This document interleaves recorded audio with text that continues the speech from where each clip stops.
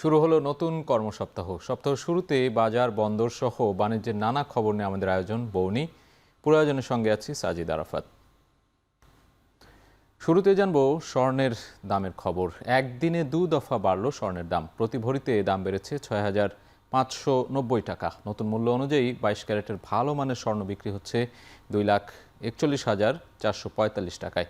আমরা একটু সেই চিত্র দেখে নিতে চাই। একদিনে 2 দফা বেড়েছে, গতকালকে দাম বেড়েছে এবং বাজুস যারা রয়েছে বাংলাদেশ জুয়েলার্স অ্যাসোসিয়েশন তারা নতুন দর ঠিক করে দিয়েছে। গেল এক মাসে কিন্তু আমরা দেখেছি কয়েক দফা কিন্তু কমেছিল স্বর্ণের দাম, তবে নতুন করে যে দাম বেড়েছে সেটি একটু আমরা দেখতে চাই। 22 ক্যারেটের যে স্বর্ণের দামের কথা বলছিলাম সেটির দাম এখন গুনতে হচ্ছে 2,41,445 টাকা প্রতি ভরি, এবং 21 ক্যারেটের যে স্বর্ণ রয়েছে সেটির দাম আমরা দেখছি যে 2,30,423 টাকা।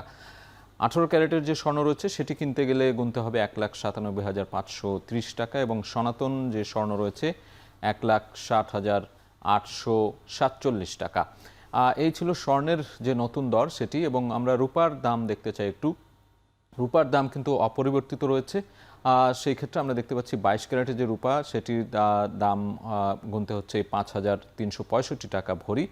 21 ক্যারেটের যে রূপা রয়েছে তার দাম 5,132 টাকা, এবং 18 ক্যারেটের যে স্বর্ণ রয়েছে রূপা রয়েছে সেই রূপা কিনতে গুনতে হচ্ছে 4,432 টাকা, এবং সনাতন যে রূপা রয়েছে 3,324 টাকা আমরা দেখছি যে দাম। সেক্ষেত্রে বলা হচ্ছে যে বাজুস রূপার দাম অপরিবর্তিত রেখেছে, এবং স্বর্ণের দামের যে হালচাল সেখানে কিন্তু আমরা দেখতে পাচ্ছি যে বেশ ওঠানামা করছে বেশ কয়েকদিন ধরেই। গেল এক মাসে কিন্তু বেশ কয়েকবার এই দাম ওঠানামা করেছে। দেশের ব্যাংকিং খাতে বড় অঙ্কের ঋণে খেলাপির হার বেড়েছে। 2024 সালে মোট ঋণের প্রায় 20% ছিল খেলাপি ঋণ, যা এক বছরের ব্যবধানে বেড়ে হয়েছে 31%। আমরা একটু সেই চিত্র দেখতে চাই যে ঋণের যে বিষয়ে রয়েছে, খেলাপি ঋণের পরিমাণ বাড়ছে। পূর্বের পরিমাণ আমরা দেখছি এখানে এবং বর্তমান পরিমাণও দেখছি। এই বিভিন্ন খাত ভিত্তিক যদি আমরা বিশ্লেষণ করতে যাই, সেখানে দেখছি যে কৃষি এবং মৎস্য খাতে পূর্বের যে খেলাপি ঋণের পরিমাণ ছিল সেটি 11.03%। বর্তমানে এক বছরের ব্যবধানে সেটি বেড়ে হয়েছে 28.20%। ব্যবসা বাণিজ্যের ক্ষেত্রে আমরা দেখছি যে খেলাপি ঋণের পরিমাণ পূর্বে যেটি ছিল 23.40%, সেটি বর্তমানে অর্থাৎ 2026-এ এসে 42.50% এখন বিদ্যমান রয়েছে। এবং নির্মাণ খাতে আমরা দেখছি 18.30%। পূর্বের যে খেলাপি ঋণের পরিমাণ সেটিও অনেকখানি বেড়েছে 26.70%। এবং শিল্প খাতে আমরা দেখছি 22.80%। পূর্বের যে খেলাপি ঋণের পরিমাণ সেটিও বেড়েছে 30.80%। তেমনিভাবে পরিবহন খাতেও আমরা দেখছি 19.90%। পূর্বের খেলাপি ঋণের পরিমাণ, এবং বর্তমানে সেটি 23.20%। বাংলাদেশ ব্যাংকের যে সূত্র সেই সূত্রে আমরা দেখছি যে খেলাপি ঋণের যে পরিমাণ সেটি গেল বছরের তুলনায়, গেল অর্থ বছরের তুলনায় বর্তমান যে এখন যে চলমান অর্থ বছর রয়েছে সেটি সেই চলমান অর্থ বছরের যে প্রথম 8 মাসে সেটি কিন্তু অনেকখানি বেড়েছে আমরা দেখছি। এরপর যে জ্বালানি খাতের খবর জানতে চাই।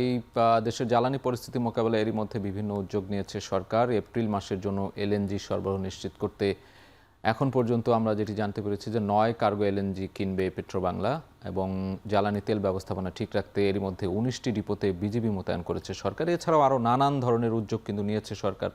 জ্বালানি সরবরাহের যে সরকারের উদ্যোগ, সেই উদ্যোগগুলো আমরা একটু দেখতে চাই। ফিলিং স্টেশন তদারকিতে ট্যাগ অফিসার নিয়োগ, ইতিমধ্যেই আমরা দেখেছি যে জ্বালানি মন্ত্রণালয় কর্তৃক এই ঘোষণা দেওয়া হয়েছে, এবং এরই মধ্যে বিভিন্ন ফিলিং স্টেশনে ট্যাগ অফিসার কাজও শুরু করেছে তদারকিতে। এবং আমরা একটু কিছু পরিসংখ্যান দেখতে চাই। দেশে মোট জ্বালানির 63% ডিজেল, বার্ষিক চাহিদা 44 লাখ টন। চলতি অর্থ বছরে এখন পর্যন্ত আমদানি 23 লাখ টন, অর্থাৎ এখন পর্যন্ত কিন্তু যে বার্ষিক চাহিদা 44 লাখ টন, তার মধ্যে চলতি অর্থ বছরে এখন পর্যন্ত যে কয়েক মাস চলছে এখন পর্যন্ত আমদানি হচ্ছে 23 লাখ টন। নিশ্চয়ই আরও আমদানি এটি বাড়বে, কেননা জ্বালানি যে পরিস্থিতি এখন বিরাজমান করছে তাতে করে কিন্তু জ্বালানি আমদানি আরও বাড়বে ধারণা করা হচ্ছে। এবং জ্বালানি তেলে সরকারের ভর্তুকি প্রতিদিন 167 কোটি টাকা, যেটি জ্বালানি প্রতিমন্ত্রী কয়েকদিন আগেই কিন্তু গণমাধ্যমকে জানিয়েছেন যে জ্বালানি তেলে সরকার যে সরবরাহ ব্যবস্থা সেটি চলমান রাখতে গিয়ে ভর্তুকি দিচ্ছে, সেটির পরিমাণ 167 কোটি টাকা। নিরবচ্ছিন্ন সরবরাহ নিশ্চিতে 19 ডিপোতে বিজিবি মোতায়েন, এটি সরকারের একটি পদক্ষেপের অংশ।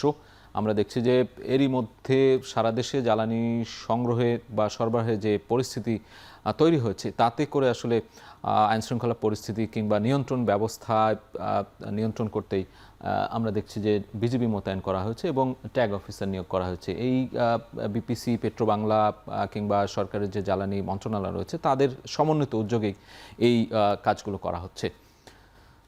এবার আন্তর্জাতিক বাজারে জ্বালানি তেলের অস্থিরতার মধ্যেই দরপতন হয়েছে চিনি, কফি ও কোকোর। ইন্টারকন্টিনেন্টাল এক্সচেঞ্জে চিনির দাম 5 মাসের মধ্যে সর্বোচ্চ কমেছে 2.8%। আমরা জ্বালানি তেলের যে বিষয়গুলো দেশের বাজারের খবর শুনছিলাম, সেই জায়গায় আন্তর্জাতিক বাজারে বিভিন্ন পণ্যের দরপতন শুরু হয়েছে এবং সেটি জ্বালানি তেলের দাম কমার খবরেই এই দরপতন শুরু হয়েছে। সেই পণ্যগুলো আমরা দেখতে চাই একটু। চিনির কথা বলা হয়েছে, অপরিশোধিত চিনির দাম 2.8% কমে প্রতি পাউন্ড প্রায় 16 সেন্টে দাঁড়িয়েছে। কফির দামও কমেছে, কফির দামে দরপতন আমরা দেখছি 0.8% কমে প্রতি পাউন্ড নেমেছে $3.15। এছাড়া কোকোর দামও কিন্তু কমেছে। আমরা দেখছি যে দরপতনের তালিকায় 3টি পণ্যের কথা বলা হচ্ছে আন্তর্জাতিক বাজারে, তার মধ্যে কোকো রয়েছে। কোকোর দাম 2.2% কমে প্রতি টন বিক্রি হচ্ছে 2350 পাউন্ডে।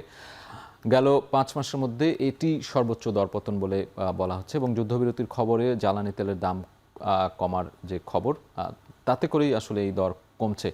আন্তর্জাতিক বিভিন্ন গণমাধ্যমের যে তথ্য, সেই তথ্য অনুযায়ী কিন্তু আমরা এই আন্তর্জাতিক বাজারে বিভিন্ন পণ্যের যে দরপতন, সেই দরপতনের খবর জানিয়ে দিচ্ছিলাম।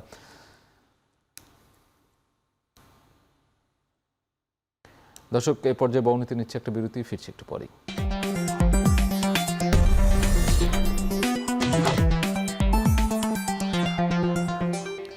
বিরতির পর ফিরে এলাম, আপনারা দেখছেন বৌনি।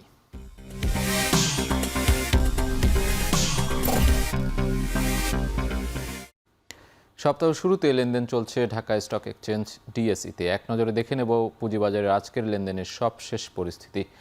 আমরা দেখতে পাচ্ছি ঈদের ছুটির পর পুঁজিবাজারের অবস্থা আজকে একটু দেখতে চাই। 1:34, 2:30 পর্যন্ত লেনদেন হবে আমরা জানি, এবং প্রধান যে সূচক ডিএসই এক্স ইন্ডেক্স, সেখানে দেখতে পাচ্ছি যে 5288 সূচকের পয়েন্ট, এবং সরিয়া ভিত্তিক যে লেনদেন ডিএসই এস ইন্ডেক্সে আমরা দেখতে পাচ্ছি 1068, এবং ডিএস30 ইন্ডেক্সে 2003 সূচকের পরিমাণ। আমরা 3টি লেনদেনের ক্ষেত্রে আমরা দেখছি যে নিম্নমুখী রয়েছে, অর্থাৎ নিম্নমুখী লেনদেন দিয়েই কিন্তু সপ্তাহের শুরুর দিন আজকে লেনদেন শুরু হয়েছে, এবং এখন পর্যন্ত 126টি কোম্পানির শেয়ারের দর বেড়েছে এবং বেশিরভাগ কোম্পানির শেয়ারের দর কিন্তু কমেছে। 217টা আমরা দেখতে পাচ্ছি এই মুহূর্তে, এবং অপরিবর্তিত রয়েছে 43টি কোম্পানির শেয়ারের দর। আমরা একটু গত কর্মদিবসের সাথে যদি একটু মেলাতে যাই, ডিএসসি এক্স ইন্ডেক্সে প্রধান যে সূচক 5316 ছিল, সেটি আজকে 5288, অর্থাৎ আজকে কিন্তু নিম্নমুখী সেটি।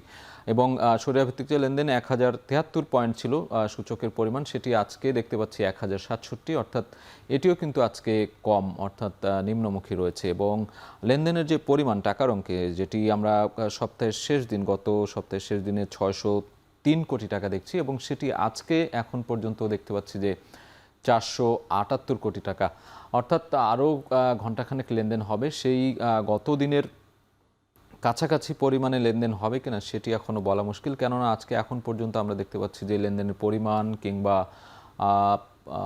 যে সূচকের পরিমাণ, সেটিও কিন্তু অনেকখানি কম। অর্থাৎ ঈদের পরের যে আমরা পরিস্থিতি পুঁজিবাজারে, সেটি এখন পর্যন্ত আমরা খুব একটা যে ঊর্ধ্বমুখী সেটি কিন্তু দেখিনি। ছুটির পরপরই এবং সারা বিশ্বের যে জ্বালানি তেলের যে পরিস্থিতি, সব কিছু মিলিয়ে ঢাকা স্টক এক্সচেঞ্জ বা পুঁজিবাজারের উপরে কিন্তু একটা বাড়তি চাপ পড়েছে কিছুদিন ধরে আমরা দেখছি। সেই ক্ষেত্রেই আমরা দেখছি যে লেনদেনের পরিমাণ কিন্তু অনেকখানি কম, এবং বেশিরভাগ কোম্পানির শেয়ারের দরও কমেছে। আজকে যেটির পরিমাণ 217টি, এবং বেড়েছে 134টি কোম্পানির শেয়ারের দর, অপরিবর্তিত 43টি, সেটিও আমরা দেখতে পাচ্ছি। এবং গত সপ্তাহের শেষ দিনে যে পরিমাণ হয়েছে, তার থেকেও কিন্তু আজকে প্রায় 100 কোটিরও বেশি লেনদেন কম দেখতে পাচ্ছি আমরা।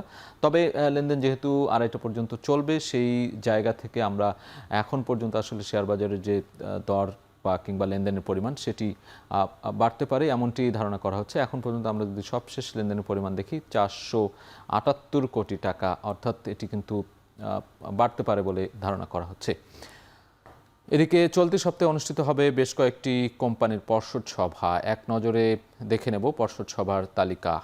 বিভিন্ন কোম্পানি পর্ষদ সভা করে থাকে এবং সেই পর্ষদ সভায় তাদের যে আর্থিক বিবরণী সেগুলো তুলে ধরা হয়। আমরা দুটি কোম্পানির নাম দেখছি এখানে। নিটল ইন্স্যুরেন্স পিএলসি, তাদের যে বার্ষিক পর্ষদ সভা সেটি অনুষ্ঠিত হবে 31 মার্চ বিকাল 4টায় এবং প্রাইম ব্যাংকের বার্ষিক পর্ষদ সভার তারিখ ঘোষণা করা হয়েছে 5 এপ্রিল বিকেল 3টায়। এই বার্ষিক পর্ষদ সভায় বিভিন্ন বার্ষিক যে কাজগুলো বা তাদের যে হিসাব বিবরণী সেগুলো উত্থাপন করা হয় এবং সেখানে সেই বিল পাস করা হয়।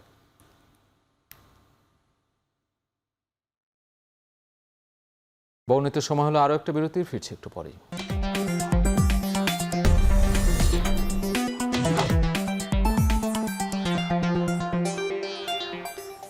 আবারও ফিরে এলাম, আপনারা দেখছেন বৌনি।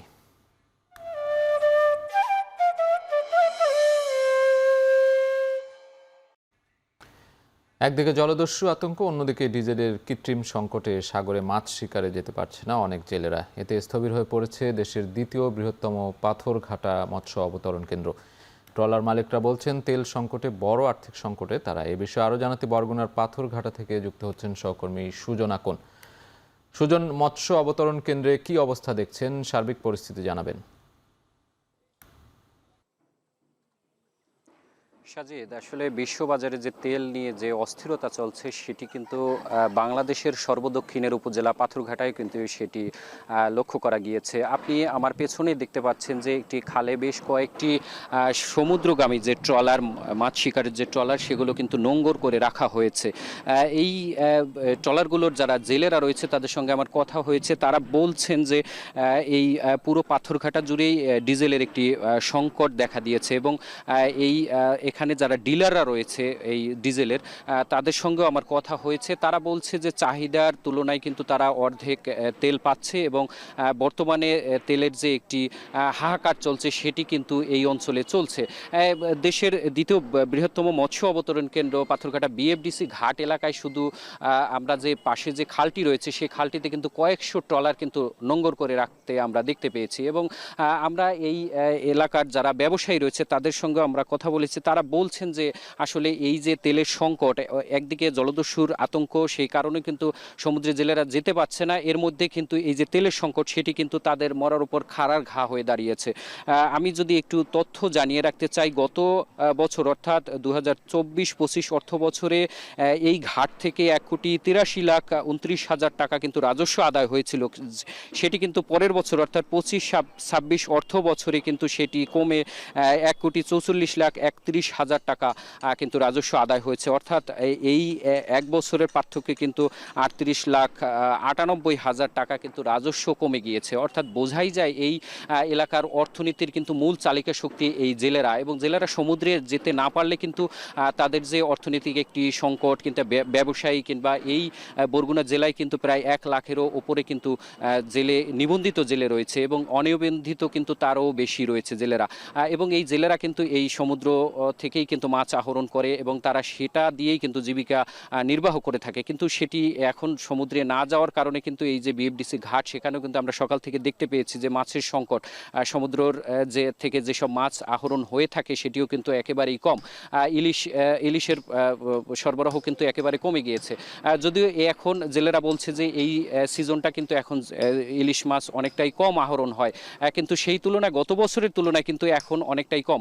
এবং জেলেদের সঙ্গে আমি কথা বলে যতটুকু জানতে পেরেছি যে ব্যারেল প্রতি, অর্থাৎ একটি ব্যারেলে 200 লিটার ডিজেল থাকে এবং সেই ডিজেল কিন্তু প্রতি ব্যারেল কিন্তু এর আগে জেলেরা কিনে থাকেন 19 থেকে 20,000 টাকা ব্যারেল প্রতি, এবং সেটি কিন্তু এখন 24 থেকে 25,000 টাকা ব্যারেল প্রতি কিনতে হচ্ছে। অর্থাৎ 4 থেকে 5,000 টাকা বেশি দামে তারা কিনতে হচ্ছে।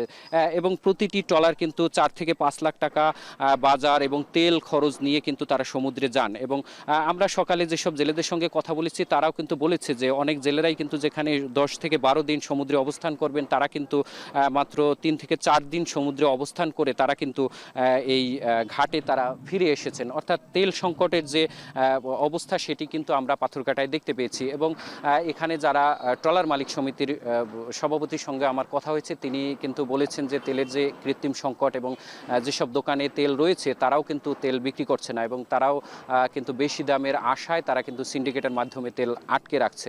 তো এই ছিল আমার কাছে বরগুনার পাথরঘাটা বিএফডিসি ঘাট এলাকা থেকে সব শেষ। বরগুনা থেকে সরাসরি যুক্ত ছিলেন সহকর্মী সুজন আকুন। দর্শক, এই ছিল আজকের বউনের আয়োজনে। এখন টেলিভিশন ওয়েবসাইটে দেখতে ভিজিট করুন www.ekhon.tv। এছাড়া ফেসবুকে দেখতে ভিজিট করতে পারেন facebook.com/tv.ekhon। ইউটিউবে দেখতে ভিজিট করুন youtube.com/c/ekhon tv।